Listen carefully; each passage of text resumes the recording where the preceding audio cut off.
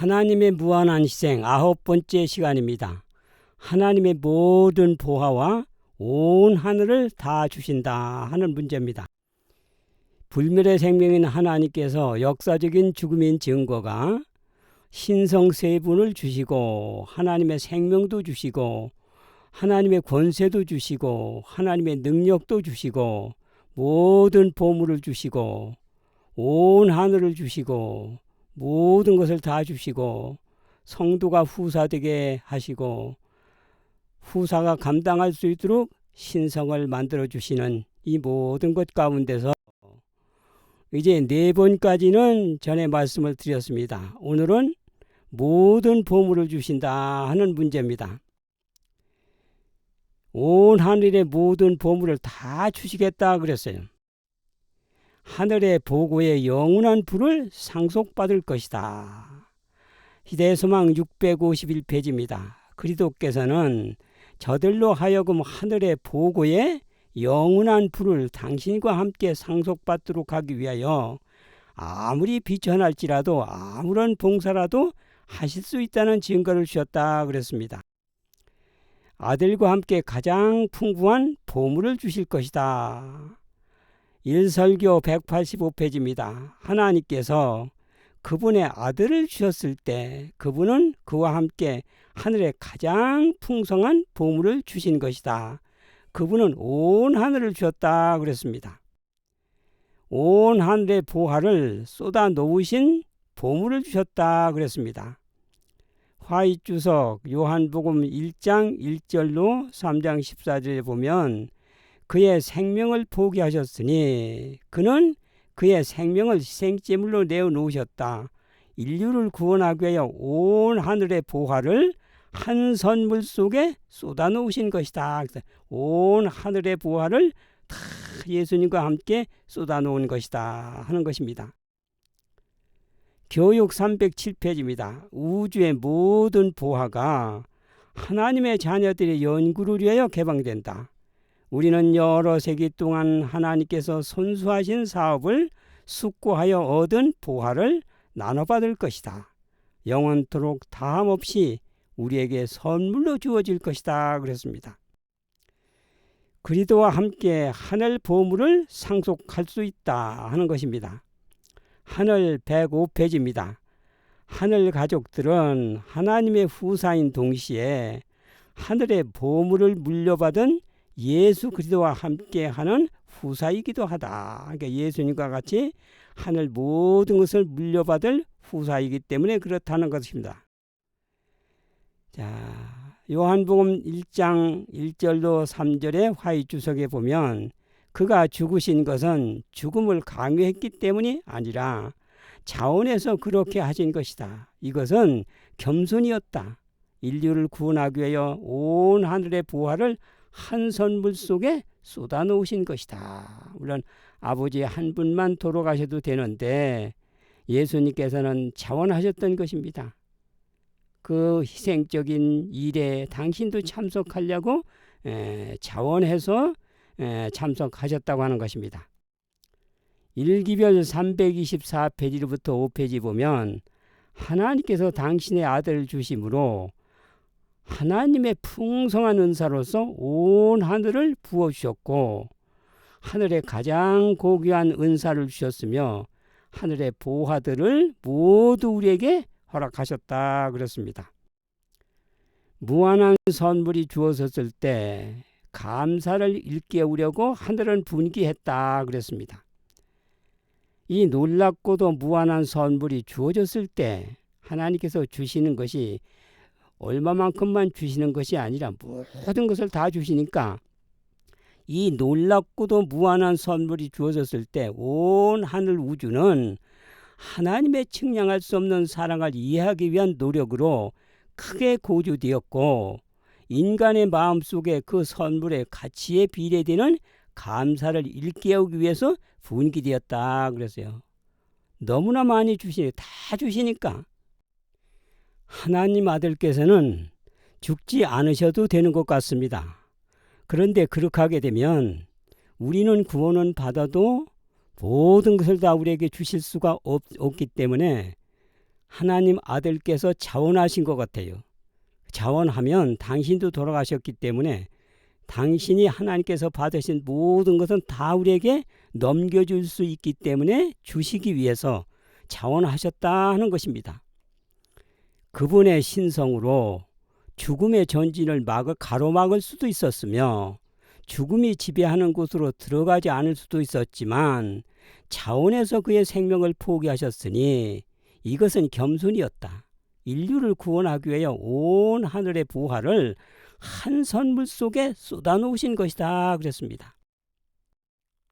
자, 이제는 모든 보물을 주신 것을 얘기했지만은 지금부터는 이제 온 하늘을 다 주셨다 하는 것입니다. 아들과 함께 온 하늘을 주셨다. 1설교 185페이지입니다. 그분은 온 하늘을 주셨다. 그분은 그 한 선물 안에 모든 하늘을 주신 것이다. 온 하늘이 우리 지배하에 있다. 온 하늘을 우리는 주장할 수 있다 그랬습니다. 아들과 함께 온 하늘을 주셨기 때문에 더 이상 주실 것이 없으셨다 그랬습니다. 절제 286으로부터 7페이지 보면 당신의 아들을 주실 때에 그분께서는 온 하늘을 다 주셨다. 더 이상 주실 수가 없으셨다. 주실 만한 게 없으셨다는 얘기입니다. 아들과 함께 온 하늘을 주셨다. 1설교 185페이지입니다. 하나님께서 그분의 아들을 주셨을 때 그분은 온 하늘을 주셨다. 그분은 한 선물 안에 모든 하늘을 주신 것이다. 온 하늘이 우리의 지배하에 있다. 온 하늘을 우리는 주장할 수 있다 그랬습니다. 자, 하나님께서는 예수를 선물로 주심으로 온 하늘을 주셨다. 인간의 견해를 볼 때 이와 같은 희생은 큰 낭비로 생각될 수도 있었다 하는 것입니다. 그러나 이처럼 큰 낭비를 하는가 하고 그들이 부르짖는 것은 당연한 일이다. 너무나 주시기 때문에 다 보류될 만한 것이 하나도 없이 다 주시기 때문에 그런 것입니다. 자, 교회 증언 2권 44페이지입니다. 하나님은 그대의 아버지가 되시며 그대는 상속자가 될 것이다. 온 천하 왕국을 그대에게 주실 것이다 그랬습니다. 하나님의 사랑에 쌍벽을 이룰 사랑은 결코 없을 것이다 그렇습니다. 화이주석 마태복음 26장 6절로 13절입니다. 하나님 그분이 이 세상에다 그의 아들을 주셨을 때 그는 온 하늘을 다 주신 것이다. 그의 사랑에 쌍벽을 이룰 만한 사랑은 없다 하는 표현이 거졌어요. 그러니까 얼마나 많이 주시는지 보류된 것이 하나도 없기 때문에 하나님의 사랑에 쌍벽을 이룰 만한 것은 없다 하는 것입니다. 아들과 딸 11페이지입니다. 인간에게 주신 하나님의 선물은 보류해 두신 것이 하나도 없다고 그랬어요. 하나님께서는 이보다 더 큰 사랑을 인간에게 나타내실 수도 있었다고 말하는 것을 허락하지 않으실 것이다. 그러니까 하나님은 더 많은 것, 더 희생적인 것을 주실 수 있었는데 하는 것은 하나도 없다는 것입니다. 그리스도를 선물로 주심으로 그분은 온 하늘을 주셨다. 선지자왕 243페이지입니다. 그래서 당신의 아들을 선물로 주고 사신 사람들에 대한 하나님의 관계를 충분히 깨닫는다면 이 땅에서 그분의 사업을 발전시키려는 커다란 믿음이 생길 것이다. 이것이 오늘날 교회가 가장 필요로 하는 것이다. 이렇게 하나님께서 주시는 것이 조금이라도 남겨두었다만 하는데 하나도 남긴 것이 없이 보류될 만한 것이 하나도 없이 다 주시니까 그 모든 것을 깨닫는다면 발전시킬 커다란 믿음이 생길 것이다 그랬습니다. 하나님께서는 지상의 성도들을 가장 귀한 보석으로 면류관의 보석처럼 아끼실 것이다 그랬습니다. 그래서 스가랴 9장 16절 17절에 보면 그들이 성도들이 면류관의 보석같이 여호와의 땅에 빛나리로다. 그의 형통함과 그의 아름다움이 어찌 그리 큰지 그랬어요. 그게 무궁한 세월만 하나님의 사랑을 증명할 수 있지 지금 혀로서 붓으로 묘사할 수가 없다고 하는 것입니다. 사도행적 86페이지입니다. 하나님께서 그들이 면류관의 보석같이 여호와의 땅에 빛나리로다. 그의 형통함과 아름다움이 어찌 그리 큰지라고 말씀하셨다. 구속받은 자가 높임을 받는 것은 하나님의 자비에 대한 영원한 증거가 될 것이다. 그들이 면류관의 보석같이 빛나리로다 그랬습니다. 여러분, 어떤 부모님은 자기가 헌 옷을 입고 자녀들은 새 옷을 사주고 헌 밥을 잡숫고 자녀들에게는 새 밥을 해주고 귀한 것은 다 자녀들에게 주고 자기들은 그저 있는 거 그저 얻어가지고 있고 이렇게까지 하는 부모가 있습니다. 하나님은 그보다 더 하시겠다고 하는 것이, 그래서 구속받은 자가 높임을 받는 것은 하나님의 자비에 대한 영원한 증거가 될 것이다. 문서선교 399페이지입니다. 구속받은 자들은 그분의 보석이며 귀중한 특별한 보화이다. 그들이 면류관의 보석까지 될 것이다. 그들에게 그가 자기 영혼에 수고한 것을 보고 만족히 여기실 것이다. 하나님께서는 우리에게 주시기를 좋아하고 모든 것을 아낌없이 다 주실 그 사랑이 이제 우리가 믿음으로 승리한 우리들을 갖다 놓고 당신이 베풀 수 있는 모든 사랑과 그 영광은 다 나타내도록 그렇게 하실 것입니다. 실물 118페이지입니다. 그리스도께서는 잃어버린 인류를 값진 진주로 보셨다. 그는 죄로 인하여 더럽혀지고 파멸된 사람에게서 사단과의 대쟁 뒤에 전쟁터가 되어 있으나 구원을 얻게 된 사람들이 우리 구주께는 타락하지 아니한 자들보다 더 귀한 영혼들이다.